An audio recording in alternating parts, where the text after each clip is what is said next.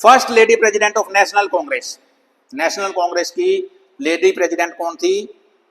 सबसे पहली Annie Besant, 1917 में। अंग्रेज महिला थी, इंग्लैंड से थी। 1917 का जो कलकत्ता सेशन है, इनका अधिवेशन होता था किसी न किसी बड़े शहर में, उसी के नाम पे, शहर के नाम पे उसका सेशन का नाम रख देते थे। तो कोलकाता, आज वर्तमान में हम कोलकाता बोलते हैं, उस समय कलकत्ता था।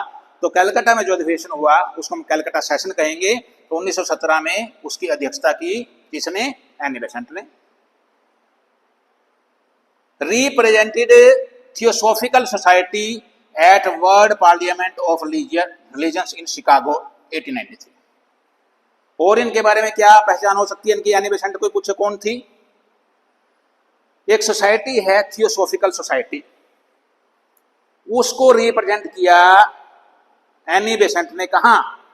1893 में अमेरिका में शिकागो शहर में एक वर्ल्ड पार्लियामेंट हुई रिलीजन्स की, धर्म संसद कहिए।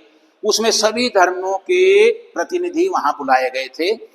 तो जो थियोसॉफिकल सोसाइटी है, ये भी एक धर्म तो नहीं कह सकते, लेकिन क्रिश्चियन रिलीजन की ही एक शाखा कह सकते हैं।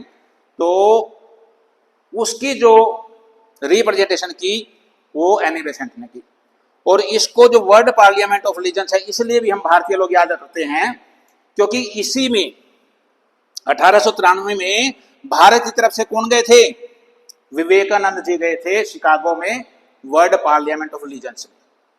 और विवेकानंद जी ने जब भाषण देना शुरू किया, सबसे पहले जो उनके शब्द थे वो थे sisters and brothers of America. और देखो कमाल की बात, या तो उनको बोलने का समय ही नहीं मिल रहा था, लेकिन जैसे ही उन्होंने कहा sisters and brothers of America, तो सभी लोग जितने वहां उपस्थित थे उन्होंने खड़े होकर के विवेकानंद जी का अभिवादन किया।